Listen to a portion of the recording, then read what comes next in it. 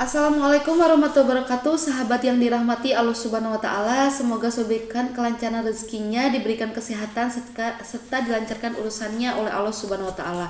Sahabat, pada kesempatan kali ini saya akan membahas tentang renungan yang harus kita pikirkan setiap harinya.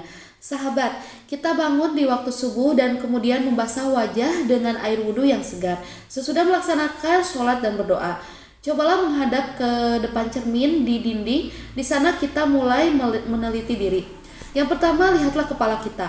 Apakah ia sudah kita tundukkan, rukukan, dan sujudkan dengan segenap kepasrahan seorang hamba fana tiada daya di hadapan Allah yang Maha Perkasa, atau ia tetap tengadah dengan segenap keangkuhan, kecongkakan, dan kesombongan seorang manusia di dalam pikirannya.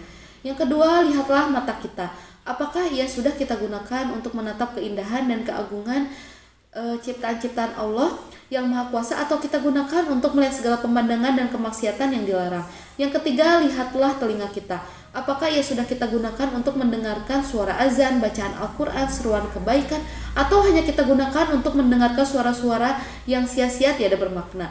Dan yang keempat, lihatlah hidung kita. Apakah sudah kita gunakan untuk mencium sajadah yang terhampar di tempat sholat, mencium istri, suami, serta anak-anak tercinta kita, serta mencium kepala anak-anak yatim yang kehilangan cinta ayah dan bundanya. Yang kelima, lihatlah mulut kita. Apakah sudah kita gunakan untuk mengatakan kebenaran dan kebaikan, nasihat-nasihat bermanfaat, serta kata-kata bermakna, atau kita gunakan hanya untuk mengatakan kata-kata yang tidak berguna dan berbisa, mengeluarkan tahaful lisan alias penyakit lisan seperti bergibah, memfitnah, mengadu domba, berdusta, bahkan menyakiti hati sesama.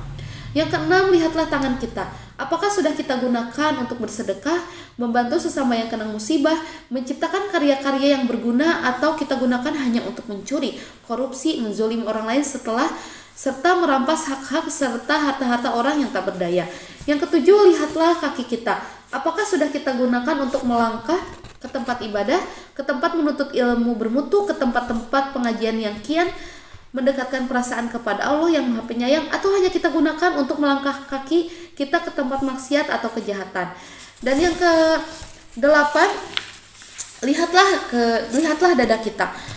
Apakah di dalamnya tersimpan perasaan yang lapang, sabar, tawakal, dan keikhlasan, serta perasaan selalu bersyukur kepada Allah Subhanahu wa taala yang Maha Bijaksana, atau di dalamnya ladang jiwa yang tumbuh subur, daun-daun takabur, biji-biji bakhil, benih iri hati, dengki, serta pepohonan berbuahan riya. Dan yang terakhir, lihatlah diri kita.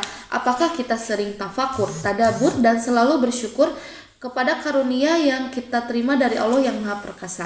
Sekian yang bisa saya sampaikan, semoga bermanfaat dan bisa diambil hikmahnya. Mohon maaf bila ada salah-salah kata. Wassalamualaikum warahmatullahi wabarakatuh.